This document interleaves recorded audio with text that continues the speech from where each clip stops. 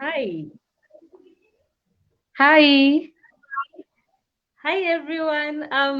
Thank you for joining us. So, as we wait for people to join, Mercy, how are you? I'm fine, thank you. How are you? I'm fine. How was your day? It was okay. I hope your day was fine as well. I'm doing fine. I'm doing awesome. Apart from the fact that I have to really struggle with this technology thing. Um, I hope you will figure it out. yeah, I hope Sorry, to. I had a technical hitch too. Yeah, we're back. We're actually live. Oh, Yeah, we are sorry. live now.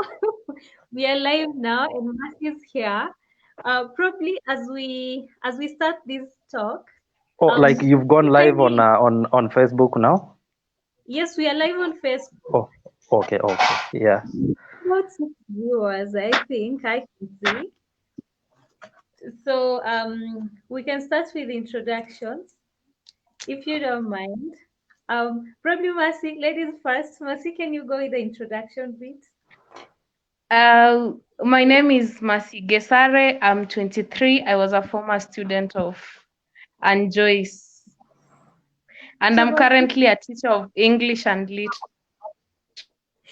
yeah. I keep telling people that I've been a teacher for almost 10 years now and they don't believe. So Mercy was actually my student at Kereri Girls. She's now a teacher and now we Yes, are in on 2012. 2012. Yeah. So now we are on this live broadcast to talk about the issue at hand. And Jared, could you do an introduction and talk about your career as well? And the Before, oh, uh-huh. sorry. Where is Mercy teaching? Mercy teaches Kitengela. Yes, boys. Oh, Talk Kitengela about Boys. it. Yes. Okay, okay. My name is Jared Omache.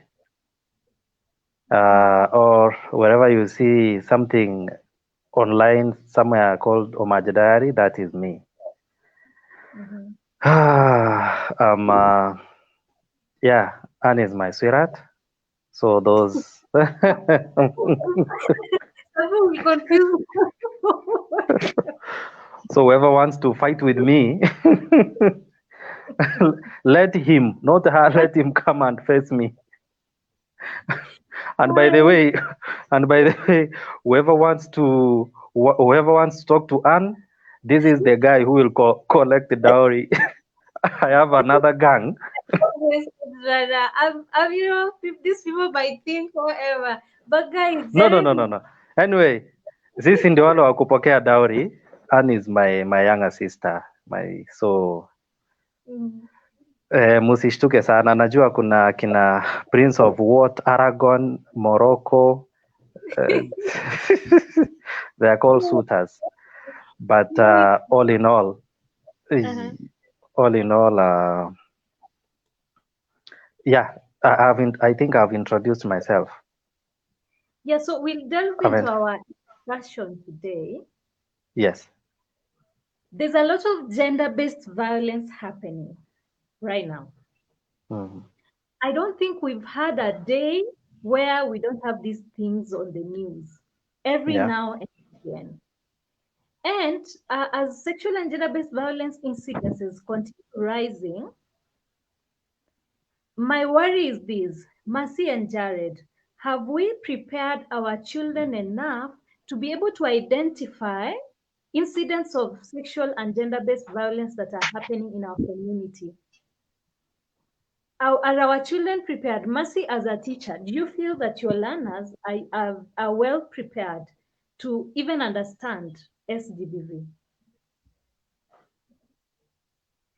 Uh, in my opinion, I think my students are not prepared because in the African context, it is something in the mind of a student, especially a student from the village or something. Mhm. that it is okay to be beaten. Gender violence is okay. It teaches their mom discipline. It like it is an everyday thing.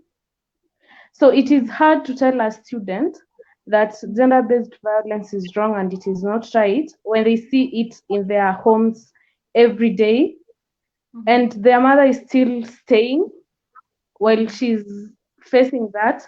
The sisters are still staying while they face that. So it is really hard to convince them that it is wrong and it should not be done. So we can say that SGBV has been normalized within the context of young people growing up. That they think it's normal. It's normal to be beaten up. It's normal for their parents to fight. It's normal for even the news that we see on TV, people being raped, people being hacked to death. So young people are beginning to normalize that it's actually normal and they cannot differentiate. Is that what we have established? Yes, I think we've reached at that point where now it has been normalized to a point that it doesn't look like it is something that shouldn't happen, because no one is standing up for it. Mhm. And every time you try to tell a student that it's wrong, a student maybe will tell you that I've seen my dad beat my mom since I was 3. And my mom, I'm 19 and my mom is still staying in the marriage. If it was wrong, my mom should have left. So the cycle goes on and on. It passes from the father, and then the son becomes abusive. And then if the daughter gets abused, she doesn't get to tell anyone because I saw this happen to my mom. So I don't think it is wrong.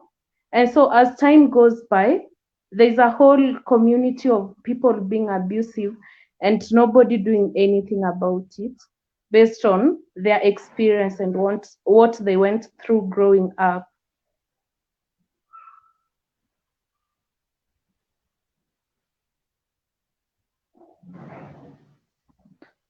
Unmute your mic, please.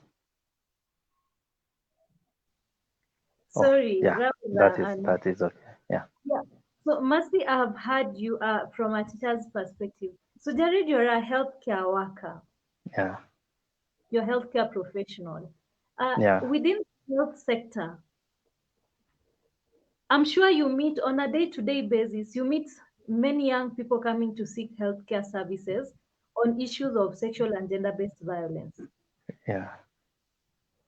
When you meet these young people, Mm-hmm.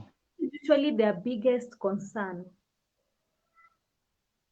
wakati anakuongelesha anakuambia oh daktari nini imefanyika, what is usually their biggest concern? Is it their safety? Is it their family? Or they just don't care? Yes. And gender-based violence is real. It's happening.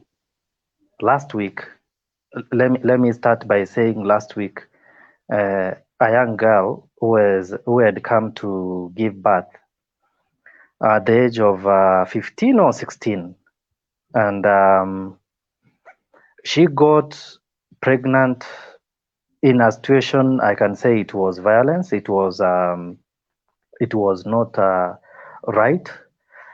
And then the biggest, she was scared, and until when she is in a postnatal ward, you could see how scared she is. Until you approach her and say, okay, come here, you can trust us. What is the problem?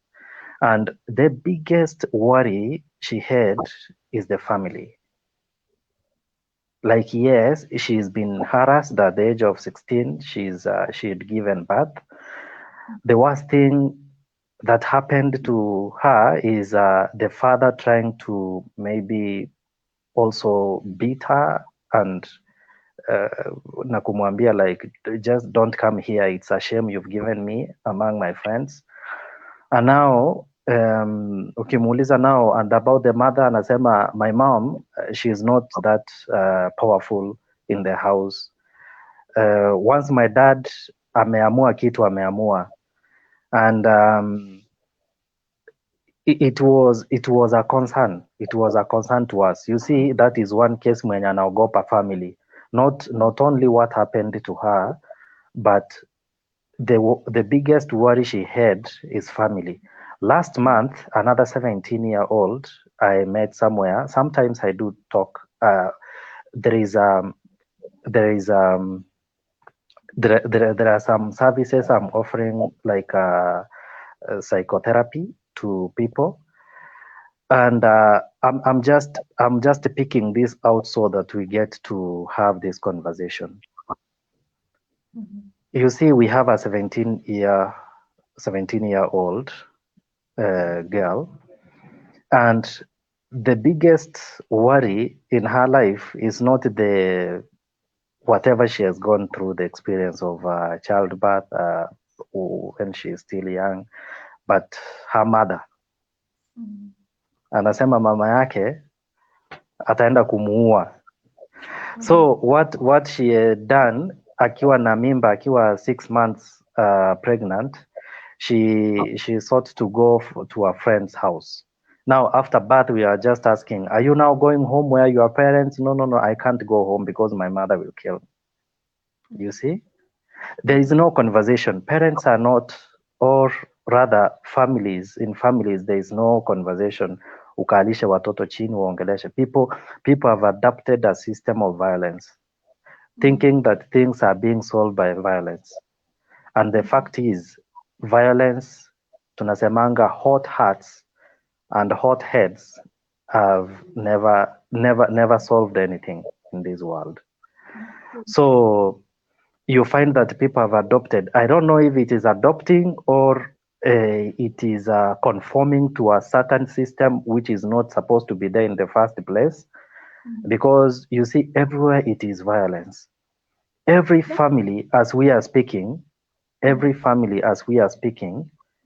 there is some form of violence there, either from brothers, either from a spouse, either from maybe a lover, or from the parents to children, or children to parents. There is a form of violence. And to make matters worse, people are taking these things, like now lately, and I'm sorry to say, ladies are abusing men. I can say it's too much. It's becoming like too, we are used to, like, we hear men abusing. It is not acceptable for a man to abuse a woman, a lady, but also it is not even acceptable for a woman to abuse a man. It's not even acceptable for parents to abuse the children. There is a difference between disciplining children and abusing children. So Those are Jared, two different things. Yes. hold it there. Mercy, there's something that Jared talked about. Victim blaming, victim shaming. Okay? Clearly, this is a victim of violence. I'm the one that violence has happened to, right? I'm the one that has gotten pregnant out of rape. I'm the one that is a victim in all this scenario. But then again, you find that the approach of society is this, that society, again, blames you as the victim, okay?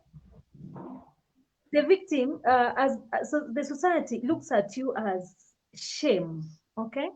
You've brought shame upon us. You've brought shame. And Jared has talked about young people. Do you experience this a lot as a teacher who handles especially adolescents? I've experienced it a lot, especially the part where there is victim shaming. I had a student last term, and this was a boy, but he decided to confide in me and tell me that I am being abused by my uncle. And for a student like this to open up to a teacher, it means they can't open up to anyone else. They can't talk to the father, they can't talk to the mother. And also the fact that if they tell maybe a classmate, the classmate will tell everyone else, then all these people will want to know what happened. Other teachers will call him to the staff room and starts asking him questions. So while a student tells you this, they expect you to come up with a solution, at the same time not involve them. And also the fact that this has been normalized, as Jared has said, no one deserves to be abused. It doesn't matter the gender, whether it is a female or male. Just abusing someone is wrong. But society doesn't know that this is wrong. So the Okay. way society will view you, they'll view you as a victim of, let's say, rape, and then they'll want to give you that treatment like you need mercy, you can't do anything by yourself. Then you'll find maybe if it was a teenage girl who was confided to her teacher, or an older person who is male, this teacher starts talking to this girl in a fatherly way, that the girl starts feeling that now she's in love with this guy, and they lack the love that they're supposed to get, and the student takes the fatherly love to be the love for feelings, and starts telling the teacher now that they're in love with them. Um, so we can say that being a victim of violence for young people actually makes them more vulnerable to more acts of violence. Because then, if they can't trust anyone at home and they can trust strangers, all right, and that what a stranger says or affirms about them is much more important than what family would say, right? Okay, so now that we've come to that point, I want to project something on the screen. And Jared, Yeah. uh, before I do, um, when we look at where you're based now, is that So, Mombasa still where you are sorry, you based? say where I Where? work? Mhm. I'm working in Kiambu at the moment. In at Yeah, the moment, I've been working in Mombasa, but at the moment I'm in Kiambu. if you compare Mombasa and Kiambu, where do you think you've seen more incidents of violence? Kiambu is um, Kiambu. The statistics in Kiambu, I think, also Yeah. depending on regions, but I think Kiambu I've seen more more cases than in Mombasa. And again, another place I saw, I also worked in Malindi, and Malindi also I have seen, like, I can say, like, all places I've worked, I've seen these gender-based violence cases Mhm. coming in. And you see, to add on that, there is something worse. Most people who are being reported on these cases, they are ladies, women who report. Mhm. Mhm. But again, many men are being abused, and they never get to report, or even they even shy going to seek some help, and some even suffer. I remember a case in Malindi. I worked in Malindi, and this man was had had an abusive spouse, Mhm. and by the time this man was coming to seek help, Mhm. I think the abuse had gone, the damage had been done. You see, a woman abusing a man to an extent, like, now, I don't know how to put it. You can hear me stammering. I don't want, because this is live and it's recorded. I don't want. By the time this man is coming to seek help, Mhm. the I can say, is it now the manhood, or how will I say, like, he is totally damaged. Okay, This going at that point, uh-huh. I don't know if you're able to see my screen from where you are. Yeah, Yes, I yes, can yes. see it. Yeah, I can see. You know, those are they are actually in the peer in these Mm. books in this book the peer. You know, I have compiled 19 forms of SGBV. Okay, Mm-hmm. you can see from my screen right there that we have Yeah. school-related violence, and this Mm-hmm. happens, and this violence that happens around the school, within the school, on the way to school or back from school for learners, and it affects Yeah. young learners especially. And I think this will be the subject of our next discussion tomorrow, Yeah. school-related violence, because it's deep. At one point, I remember. At one point, I remember it was approximated that 216 million children around the world face school-related violence every year, right? So it is a serious challenge. Now, look at rape. We have rape as number two. Then we have defilement. We have FGM, that is the female genital mutilation. We have marital rape, Wait a domestic minute. Marito rape. reading, Uh-huh. rape, and there is the marital rape, the rape that happens within a marriage, Okay, okay. within between spouses. Okay, Mm-hmm. and usually I want to emphasize on these, and I've even indicated in the peer that rape, it's not about the identity of the victim. All right, it's not about the identity of the victims. It's where you say that now because this is a husband and a wife, now this cannot be rape. No, rape is sex without consent, irrespective of the identity of the victim and and the perpetrator involved. Okay, so then we have domestic violence, we have intimate partner violence, cyberbullying or cyber violence. Then we have dowry related violence, although it is not Violence. in Kenya, but it is. And we will talk about those forms of violence in the next Mm-hmm. talk. Today, we're just looking at generally the whole issue of violence, right? Yeah. Then we have acid throwing and acid attack, which is also becoming common. You Yeah. know, that if Mm-hmm. someone wants, if someone has an issue with you, and especially relationship related issues, someone is, free to throw acid on another person. Okay. And then we have forced marriages and child marriages. We have sexual harassment. Mm-hmm. Then, um, then we have. I'm waiting for it to project there on my screen. It's showing. We have human. Those are the technicalities I was talking about. Mm-hmm. So when we look at all these forms of violence Violence, yes. that I have actually shown us, um, I think the screen is coming back. Um, Yeah, it's yes. here. Um, It's up to But number 12, actually. we still, maybe you go to the next slide, please.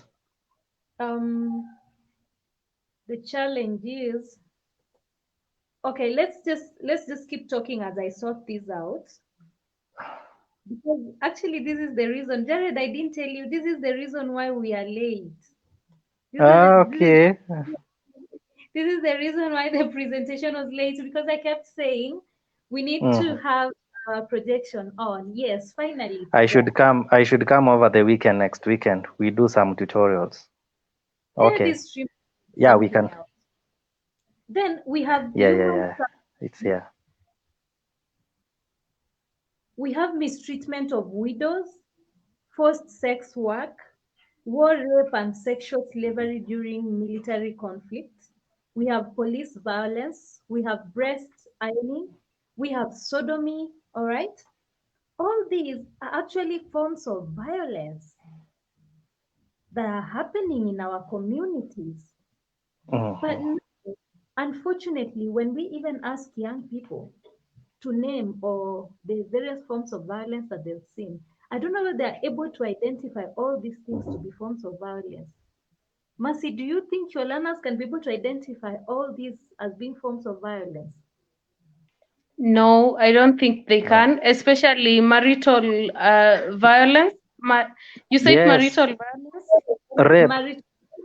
Marital rape, sorry. Yes, that one. That one, most people cannot be able to identify with that one.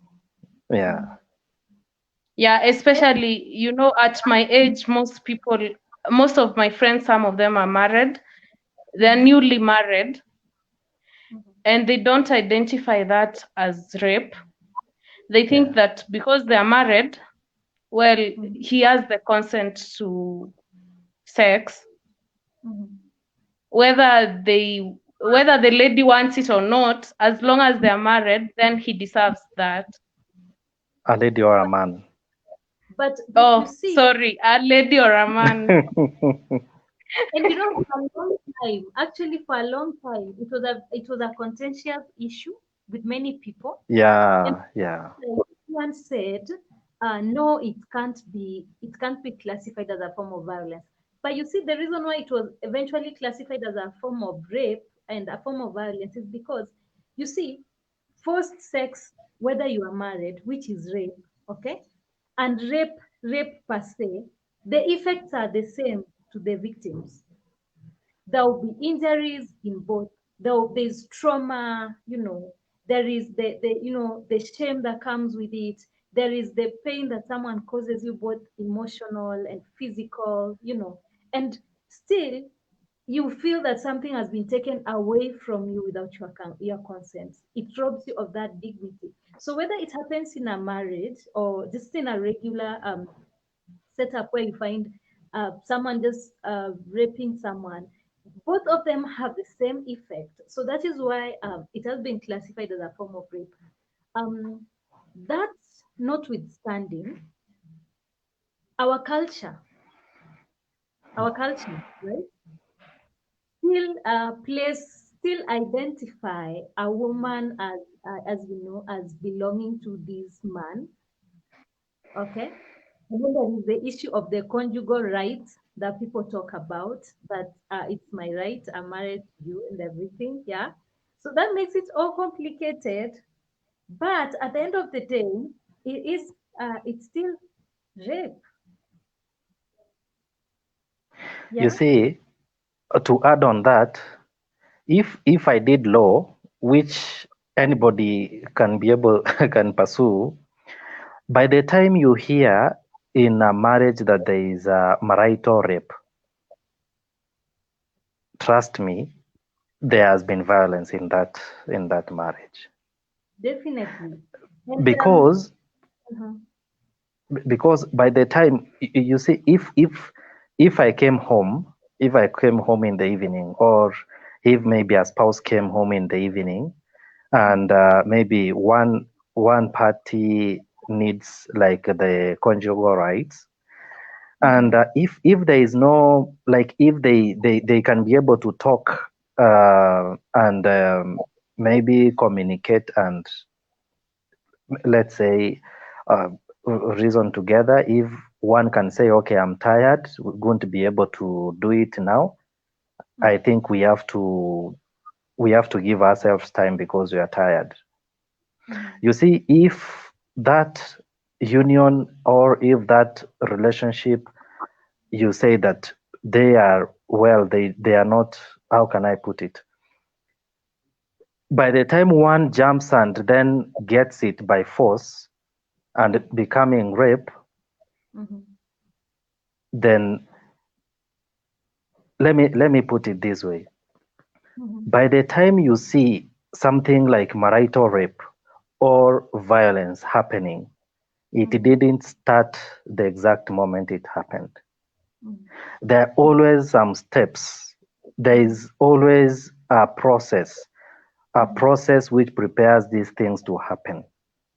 And by the time this process is infant, then it goes, and by the time it matures, and then now you start seeing these things happening more often. And if something is not done, then it can happen even on a daily basis. And if something is not done, by the way, it can happen several times a day. That is when you reach a stage that maybe a spouse has killed someone, or they have maybe injured someone. So there is a process. So, Mhm. so And to hold it at that point, yes. I want us to focus on the screen before us. Oh, I okay. put the different forms in which SGBV occurs. We have the physical forms, the sexual Yeah, forms, sexual. emotional, psychological, and even denial of access to resources and services. Now, when we put it this way, the different forms of SGBV, unfortunately, you were able to note that. And Mercy, I'm directing this at you because you work with adolescents a lot as a teacher. You realize that many young people, the only thing that they are able to identify as SGBV has got to do with things to do with violence and sexual only, right? Yeah. So that even at adulthood, even today, if you see, many people don't identify things to do with emotional abuse. That someone may not beat you up, they may not inflict a physical pain on you, Mm, they may not even, have a forceful sexual act with you, or like rape or so, but they can yeah. emotionally abuse you.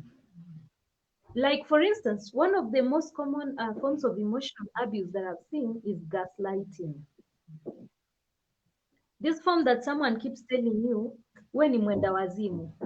Unafikiria aje kwani we ni mwenda wazimu, you know? You see, we grew up with that normalized a lot. But what we don't realize is that if someone keeps telling you all the time, kwani we ni mwenda wazimu, kwani unafikiriaje Ama kama mwenda wazimu, we ni mwenda ama wazimu, weni ama you weni mjinga. keep doubting your own sanity. You know, sometimes unaweza fika ujiulize, ai, ama kweli mi ni mwenda wazimu. The same way someone keeps Must Yeah. you've seen this though. Yeah, I agree. Or the part where the gaslighting, especially, it affects someone so much that even parents don't realize that it shouldn't happen to their own children. Mhm. Exactly. Because Parents as use our parents keeps gaslighting their own child, calling them names, and maybe calling one child those names and not calling the other. In the end, this child ends up hating themselves and feeling like sasa kama mama ananiita mjinga basi mimi ni mjinga and I can't make it in life juu hata mama anajua nakuanga mjinga, right? yeah. Yeah. And we see that mercy a lot, right? With students. You find and I saw this a lot. You find a student, they are smart, they are articulate in what they are doing. If you look at them, the kind of potential that they have in themselves is a lot. But they doubt themselves so much. Yani, they Mhm. to the point where they cannot do anything without asking if it's okay or if they are doing it the right way. Must you have seen that? Yes, a lot, especially with the bright students. They are very bright, but they don't want to show that they are so bright because themselves they don't believe that they They can don't. get past where they are. Mhm. And imagine So that even these students Mhm. ends up being an average student instead of being the smart student just because of how much it has affected their thinking Mhm. and how much they have lost faith in themselves, so they don't even want to believe that they can be something better. Mhm. And Yeah. and then there's this other form of we have the psychological abuse. This especially happens. I don't know, Masi, whether sorry, I don't know whether you've seen this happen. especially among women. You find, for instance, a young girl has a boyfriend and wamekosana, anataka kumwacha, yeah? They don't have anything to do with this boyfriend. But unapata mtu anamfuata kila mahali, stalking, ile obsessive stalking. Until someone has, you just have to like keep looking over your shoulders all the time. And unfortunately, this happens to teenage girls.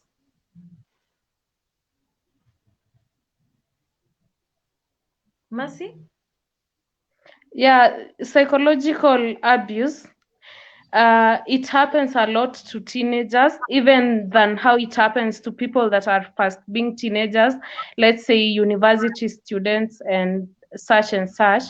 So this teenager, after they've received this, so and also this man is probably older than the lady. Jared, please allow me to blame a man here. Don't feel offended. I'm trying to put it from my own perspective. Okay, Mercy. Yeah, so you find that the boy usually in many relationships, he's older than the girl. So let's assume this boy is in the university and the girl is in high school. So the boy keeps telling the girl things about himself, how bad he is, how much he abuses drugs, how he can beat someone up, how like all those things get into the mind of the girl that this girl starts fearing that if I leave this guy, he's going to kill me. If I leave this guy, he's going to beat me up. He's going, and also there's a tendency of someone telling you, if you break up with me, I'm going to die. I'm going to commit suicide. And this girl says, I don't want to be responsible for the Be the death reason. of another Yeah. person. Mhm. So the girl is in a very abusive relationship, but because of the things this boy has put into the mind of the girl, she can't leave. She has to stay in that relationship no matter what. Mhm. So this This is also, how some yes. this is how some girls end up having a very bad experience with relationships, but initially the experience is based on what happened when they were younger in their teenage life and what was put in their mind by someone because he was older. So the girl assumes that this guy knows more than I do, so I should listen to him, he has more experience. So Mhm. that's basically how psychological abuse affects someone. And especially also with parents also, a parent can psychologically abuse you in such a way that every time they give you an unnecessary emotional burden. Because figure it this way, young people are growing up, right? And they're our children. And it's us parents who should be able to take care of them and not them being made co-parents while they are growing up, especially when they are teenagers and and they are growing to find who they are within the context of, within their relationships or friendships and everything. So unapata psychological abuse. Our parents, especially now that we are at home, and I'm solving many of these issues. Unapata mzazi anaambia watoto, unapata there's a firstborn and then there are younger kids. Unasikia mzazi anaambia watoto, nyinyi ninawalisha hapa, ninawafanyia kila kitu, hata we chunga mandugu zako wadogo. So you find that a teenager is burdened with a load. Unapata mtoi ako 16, 17, 15, lakini ako na younger siblings who are like 4, 5, eh? Anachunga. She's the one who takes care of these people every day from morning to evening, afue nguo, afanye everything, and she can't experience childhood under the pretext and the context of mzazi amesema, si hata mimi nilifanyiwa hivyo nikiwa mdogo, si hata mimi nilifanya hivyo, hata mimi si ninawalisha na wafanyia kila kitu. Masi, have you seen this, and how do you think it's generally affecting the welfare of young people, especially saizi wenye wako home? I am going to say this based on a personal experience. When I was in high school, I had a friend who was also in high school, but this friend was in a different school. So one evening, this friend of mine tells her mom she's going to the shopping center to see someone. We were around 15, 14, 15. Then I heard the mother tell the girl, when you come back, please come with sugar and tomatoes. Yeah, this mother had not given her daughter money to buy the sugar and tomatoes. So I think you get what the mother meant by saying, come back with sugar and tomatoes. Yes. And sometimes So simply as because of, parents, the parents tend to, yeah. yeah, just continue.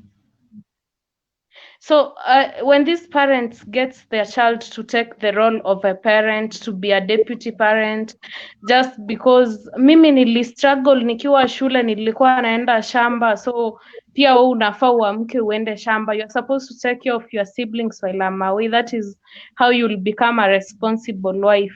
In the end, the child forgets that they're supposed to grow. They're supposed to be a child. They're supposed to be that teenager who is 16 and curious. So now they want to be a parent because I've taken care of my siblings. So what stops me from taking care of my own child? So most of these students who end up having children, they don't even have children because they don't want those children. They actually want those children because they've taken care of their own siblings and they think, now I'm 17 but I can be a parent. I've been taking care of the home while my mom goes to work all this while. Yeah, I think it affects how a teenager grows so much because even talking to their age mates is different because they can't relate to what others are doing. Yeah, Yeah. and then Jared, when you look at the last form of SGBV, denial and denial of access to resources and services. Um, what comes to mind straight away? Uh, Sometimes women and girls are denied resources that are available to men. For example, in some communities, you find that when a boy is born, he's so sure that atasoma, aende shule, aende campus, boys are born knowing that that is they are guaranteed to have that. But you find in those same communities, you find that girls know that yeye amezaliwa tu, she will get to a point where she will have to get married or just, they strive for very basic things. Alright? Alafu pia unapata in some incidences, unapata if tuseme money is not available to take two kids to school, mwenye ataenda shule ni mvulana, mwenye atabaki home ni msichana, or mwenye atakuwa married off easily, right? So when we look at how SGBV manifests in terms of denial and access to services and resources, especially when you look at the two genders, the men and women sort of thing, when you look at it that way, what do you think needs to happen, especially in the generation that we are right now, to ensure that at least if form of violence does not go on? Wow. Yeah. This is a new generation from what our forefathers used to do. And we grew up in a society whereby you find men are given privilege more than women. For example, we grew up in families whereby you find parents, they have given birth to both men and women. But when they grow up, you see that a man is more favored and a man is assured of things to do with inheritance. And they declare openly, they say that women, when they are of age, they should get married and go to make their homes with their husbands. That is a society we grew up in. and those things have been happening for quite a long time. But now things have changed. Actually, Have they? uh, yes. Have they really changed? No, okay. Let me put this. Times have changed. Things haven't changed yet. We should have this conversation. These one now, among many things which need to like things that we need to have conversation and change. This is one of the key things. Someday, like when like the times we are in, we Yes. we are going to be we are going to be parents with children, and you get maybe you give birth to male and female. This is what should happen. Mm. A Both child, male and female. yeah, sorry. You give birth to male and female. Yeah, males and Females. females. Yeah, so so and this is very critical. You see, if let me give you one example. Uh, in my home place, there is this family which always used to a man just he was born a man out of I think nine daughters to those parents. Now, if that young man, and remember he was the youngest among the siblings, the sisters, if that man one day could say like, you are not eating here, you girls, go and get your husband and settle there, that family, they will not eat that day, because they have been conformed in a way, they have been formatted in a way that they know they come to conform with the fact that society has accepted a male child to be somebody who should inherit everything that belongs to the parent. But times have changed. We should have this conversation. And once you give birth to maybe males and females, all these children are equal. Whether a lady is going to get married or not, as a parent, I think all these, the boys and the girls, should have equal inheritance from the parents. I know Yeah. this one. If men hear me hear like me talking about this, I know I'm going to receive Just, some. But this is I'm speaking as a man. My sons and my daughters, I will treat them as my children. Whether my daughter is going to get married, yes, at least I've done something to give her a starting point in life. They can go and work hard and adapt to whatever they have with their husband. And let that daughter who is coming to my son even also let those, sorry? I'm saying that is also if he actually wants to get married. That is. Yeah, also I'm going to receive daughters. And if I'm going to receive daughters who are empowered from the families where they come from, I'm going to be a happy father-in-law. Now, So, when you look at the screen, yes. when you look at the screen, Mm-hmm. I've mentioned the denial of access to resources and services. Okay. Seeing what we were discussing, can you see now that the different forms of like giving men and boys preferential access to services and basic needs? Well, Mm. needs can include education, where Yeah. boys go that nitasoma nitaenda shule, but girls come without that guarantee. Then denying girls a right to education, and then kuna what you touched on, depriving women of inheritance, property, or land ownership. You know, there are communities that still believe that a woman should not own land, that a woman should not inherit land, even from a husband. We've seen people being women being disinherited of land. Their husbands died and left. within the context of society, you are not allowed to own landed property. Then women also being deprived the right to pass on nationality to their children. This has been a contentious that, for instance, today, if I go to Uganda and I have a child in Uganda, that my child can be Ugandan, but my child has issues being identified as Kenyan. You understand that? That is actually a form of sexual and gender-based violence. Uh, then depriving women of the right to contraceptives and birth control. You've seen some people saying that mama wacha tu azae mpaka mayai iishe. That is a form of violence. Bye. Denial of, denial of menstrual hygiene services.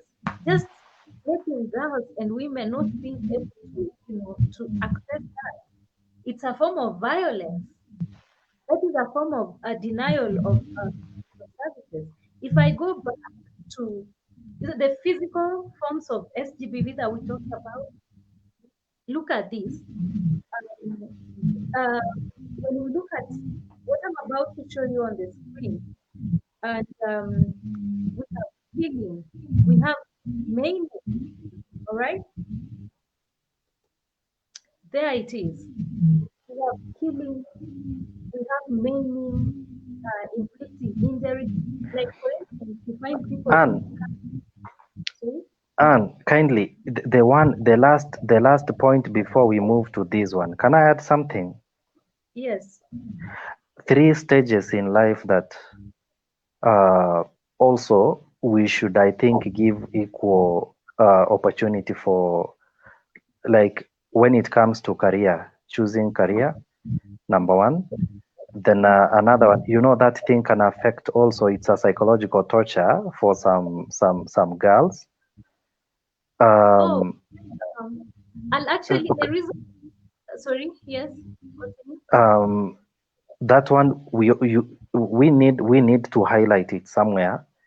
And number two, it's when it has come out time for going into marriage, marito.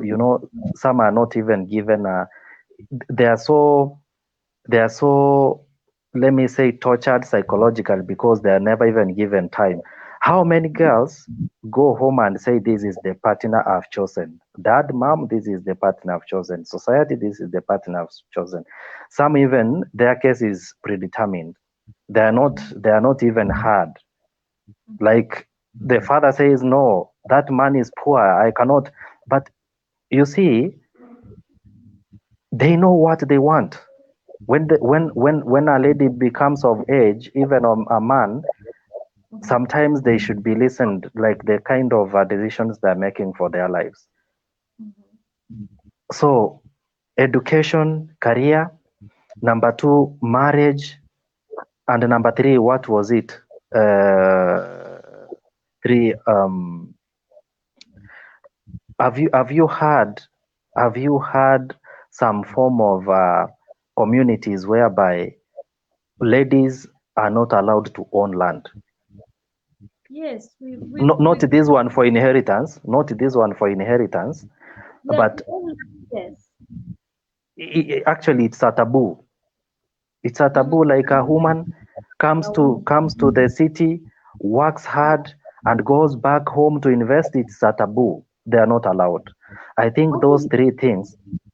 speaking of that, you've reminded me. Yes. There's a while ago we were in a forum for women. It was a mentorship project, and then we had these women who were sharing their personal stories. I remember one woman saying that in her community you are not allowed to buy land. Okay? Yeah. And if you buy land, before you do anything on that land as a woman, you must bring men, about 30 men, on that land to slaughter a goat.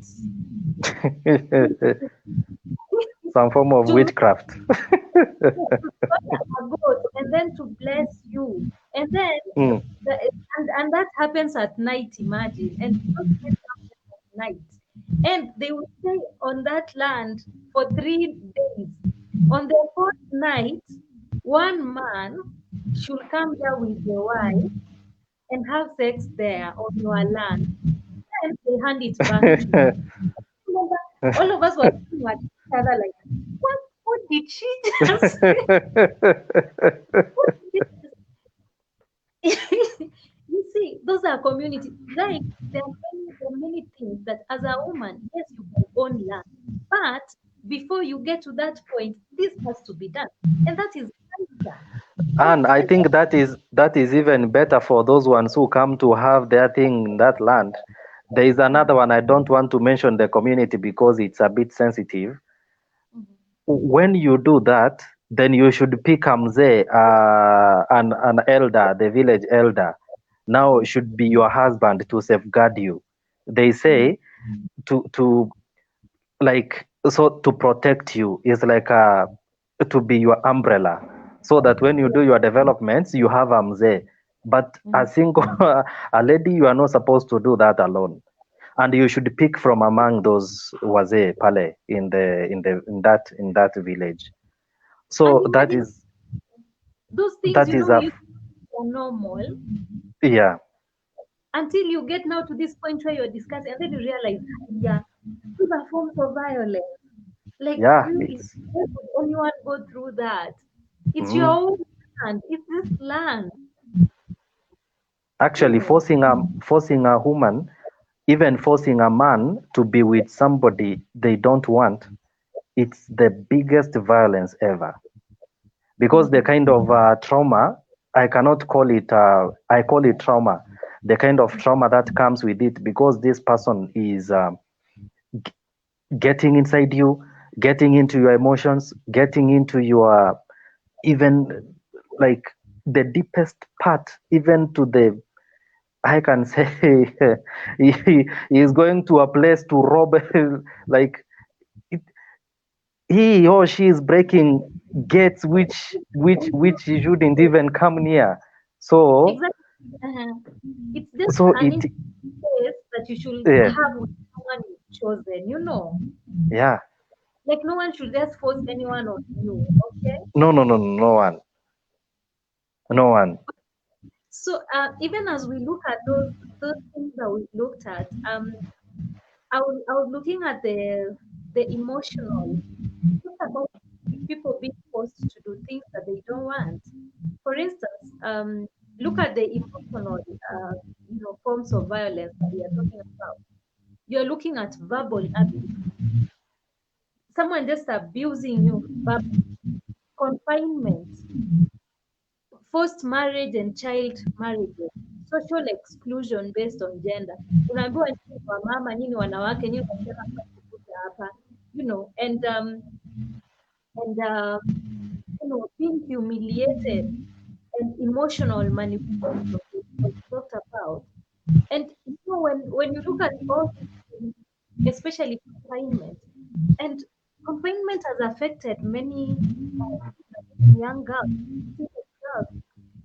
I remember a while back when I was a teacher, not now, I'm still a teacher, a regular school teacher. I remember there was this one girl who didn't come to school for the whole week after opening day at the now, as the school, now the parent was called, akauliza, mbona mtoto hajakuja? The parent was like, haya, she came, opening day, she came. Now, when we were following up with the friends and asking, where is she? The friend said, there's no in town. But actually, only to follow up and find that boyfriend yake, like when she came home, when she was back in school, she met her boyfriend in town.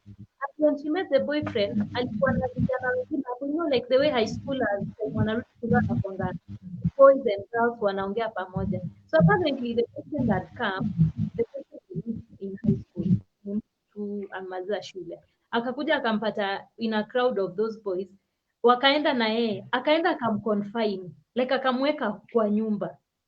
na akamwambia utoki. So by the time we were following up mpaka kwenda huko kumpata, she had been in that house for a week, amefungiwa.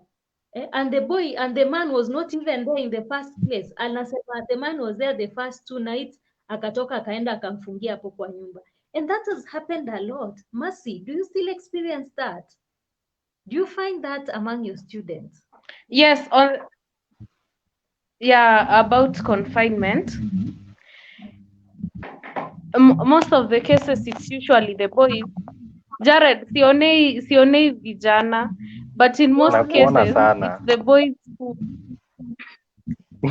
no, in most cases usually it's the boys who confine girls. That is the truth. I'm not coming up with that. And Mercy, It's both. No, Jared, don't No. don't make light of the situation.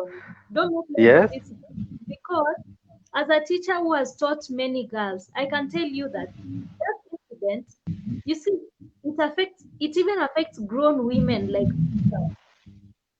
unaona. You just find mtu tu mkubwa amefikia kwa nyumba, akaambiwa na utatoka hapa, na we utakaa hapa mpaka nikwambie utoke. Also, You know. the reason why I think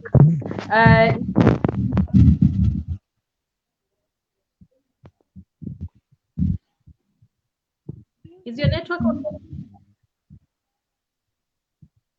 Hi, Mercy. hey, We can't hear. Yeah. can you hear me now? Yes. That is okay. So I was saying,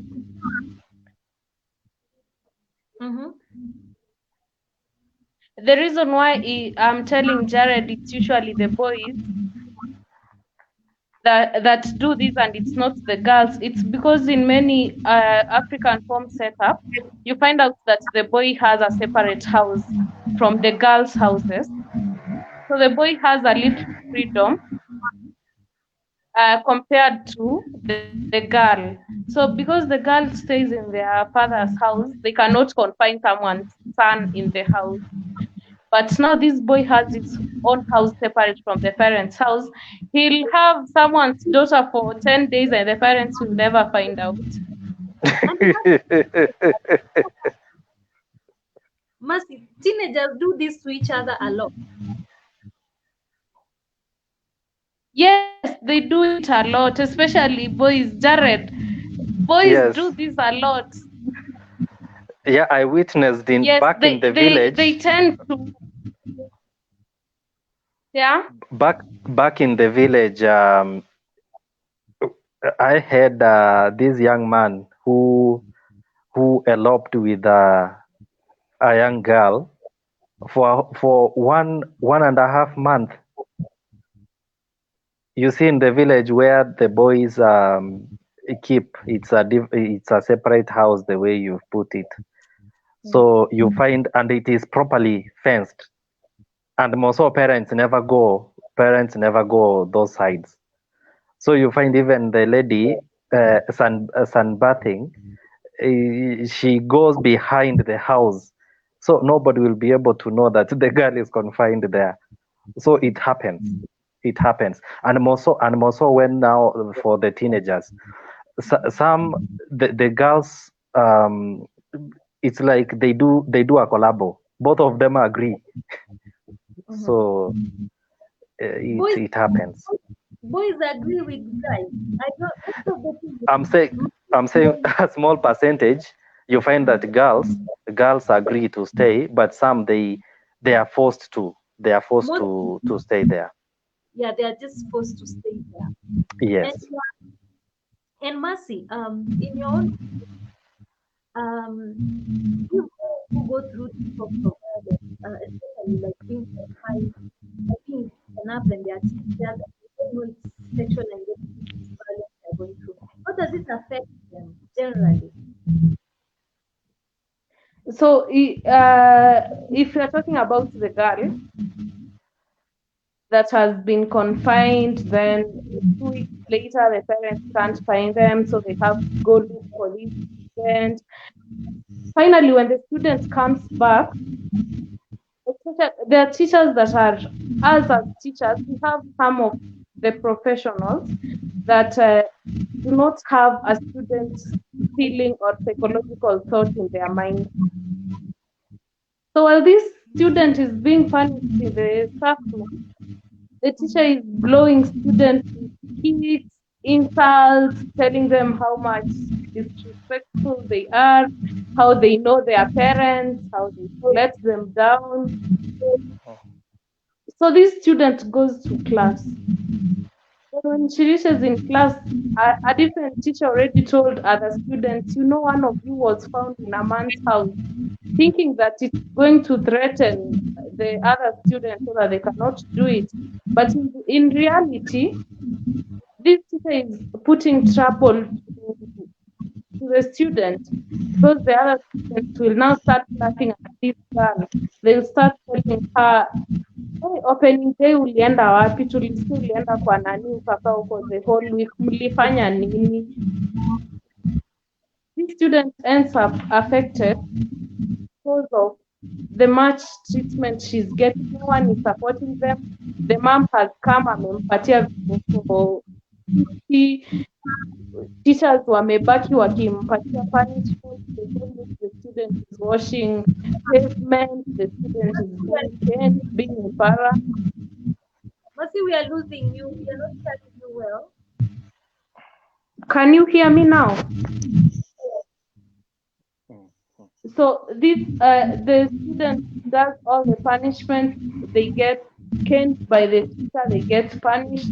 Now it Derek, teaches to the classroom environment. Derek, can you mute your microphone? No, Jared. Mercy, yes. Okay, Mercy. It's okay, Mercy. So I'm saying, Mm-hmm. so this student goes back to class, and the other students want to show them how better they are than them because yeye alipitia kwa boyfriend. Mm-hmm. And there is this chemistry teacher who doesn't want to see this girl, so the chemistry teacher will keep reminding this girl that hata ndio maana una fail subject yangu, ungekosa kwenda kwa hiyo kijana ungekuwa unapita mtihani. So in the end the student ends up affected because no one is standing by this student. I'm not saying that parents should start hugging their children because they were confined in someone's house. Oh, But yeah. these students Mm-hmm. these students need guidance that this is wrong in a nice way. It doesn't have to reach to other students. Then it teaches to an extent. The principal calls these students for assembly in front of all Form 1 to Form 4 students and says, this girl alikuwa kwa mwanaume vile shule zilifunguliwa. You see the list of shame. Yes. Then these students can't even go to the dining hall because now Form 1 know this Form 4 was married. And the way when it's put there, kila mtu anajua hey, huyu ni mbaya. So Michael Obaga is asking, is saying very impressive, but what is SGBV? Michael, it's SGBV is sexual and gender-based violence. So, because instead of just saying sexual and gender-based violence all the time, we use SGBV as the acronym for, to just refer to that entire concept. And if you're following this discussion that we are having, all this information is actually contained in these books, the peer books. All right. So if you'd like to make a purchase, and especially if these books will help you have these kind of conversations with your children, because we're also beginning to realize that the major challenge that we have as parents and as educators and teachers, sometimes the major challenge and barrier to having these conversations is lack of curriculum materials.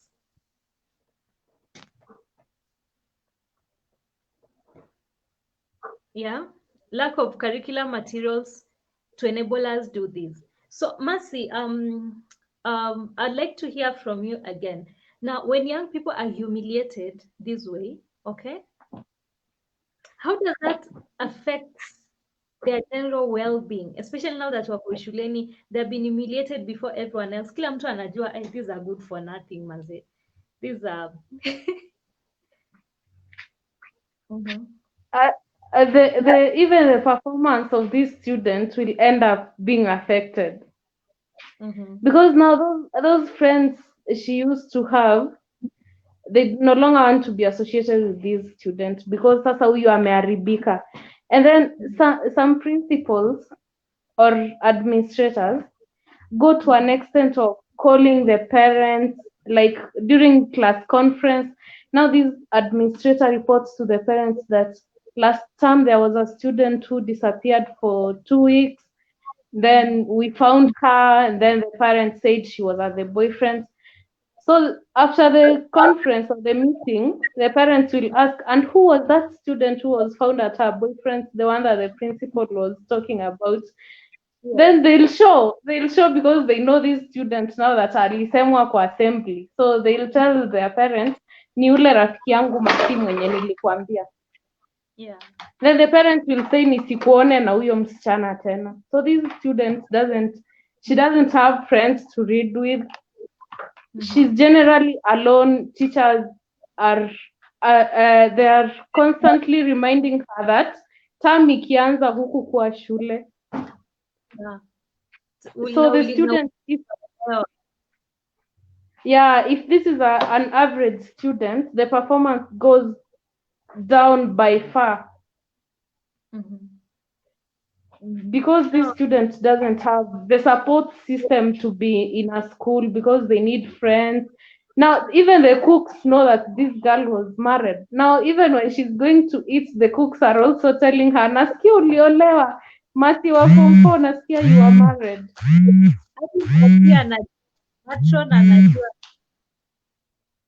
Matron anakungoja na hii information huko.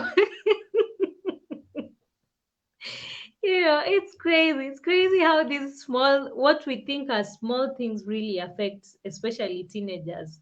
So, Jared, you've said that when you were growing up, you used to see this a lot in the village, right? Yeah. What do you think? Our society, certain things happen. Someone's phone is Masi, you can try switch off.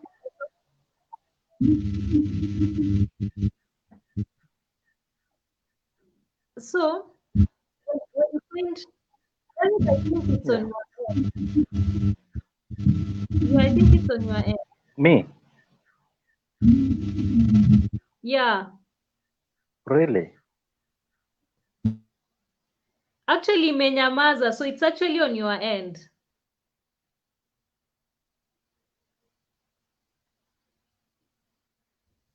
So, Jared, I was asking you. So, it's okay there?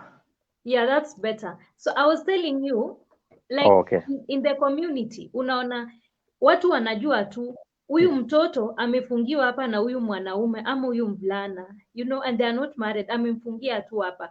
And then people don't even action. Yani inatreatiwa kama ni kawaida. And these men are treated sometimes as heroes within that particular context. What do you think is the issue? Why have we normalized this? Mbona imekuwa ni kama ni kitu ni kawaida? Is it that we are so tolerant of such vices in the society, or what is the issue? Yes. I think we are tolerant of such issues, and if I remember well, if a young man managed to confine a girl, then sometimes you may find even the parents, more so the mother, they somehow celebrate that the young man the boy is becoming a man. You see, It's like they're treating like it is an heroic act that he is doing. He is now prepared for to be a man now because he can be able to manage to bring a lady from their home and confine her in that small house. um, it is the society that, because you find that even despite the people knowing that this is happening, there is no action which is being taken. So Mm-hmm. we are tolerant of such acts until now they have taken system in the community, and Mm-hmm. it is progressing, and nobody is addressing these issues. And I think if they are not addressed anytime soon, they'll still continue happening. They'll still continue happening. Yes. Yeah. So after coming, we've come this far in this discussion, and I think we still have a lot to discuss. If you'd agree with me. Yeah, yeah, a lot. Yeah, but time again is not generally on our side. I can't see Mercy. Yes. I think Mercy has Yeah. has left briefly. So Mm. now, going forward, Mm-hmm. okay, going forward, what do you think needs to happen, especially within our peer circles, to change this? Because these things are not normal, but the way they are normalized, mm, is not funny at all. The way girls and young boys think that this is normal is not normal, because right now unaona these issues of SGBV, initially they didn't have much impact, but right now we are seeing a lot of impact. And if we continue this way, I don't know whether we have a society to wake up to in 5 years from now. Do we have? Yeah. No. What's your take? Simple. Awareness, Mhm. educate, educate, educate. Educate, educate, educate. Yes. That is We the only can. way we can be able to, like, we because the reason for educating is to impart the new system and replace the old one that they know. They grew up knowing that things are done this way, but now the reason of educating is now trying to change the narrative. Yes. So you educate, you create awareness, you educate, so that from now henceforth they know that no, this is not the way things should be done. Things Yes. ought to be done in a different way. I think these things have been all this time things are being done in a way which is not acceptable. I think now we need to embrace a more acceptable manner to do things. All right. So Mhm. thank you so much for wrapping it up for us in that awesome way. And Yes, I also want to be grateful to all our viewers who have kept up with us yes, despite the delay and the challenge that mm, we had coming on board earlier yeah, on, technological mhm, challenges, which I think as we go forward is being sorted and being addressed finally. So mhm, tomorrow we'll be back again, although from 8 um, up to 9:30 thereabout, to continue with this same topic and this same discussion. So yeah, I'll still look forward to seeing you and interacting with you. So thank you so much for staying with us. So Jared, thank you yes. so much for staying through and for giving your contribution. I really, really appreciate. Most welcome. Thank you so much. So I look forward to seeing you again, probably tomorrow or when Ye- next you can be join the live discussion. yes, next God willing, we'll be here. And thanks to the viewers. And from me, it is a good night and God bless. Good night too. God bless you. Thank you. Thank you.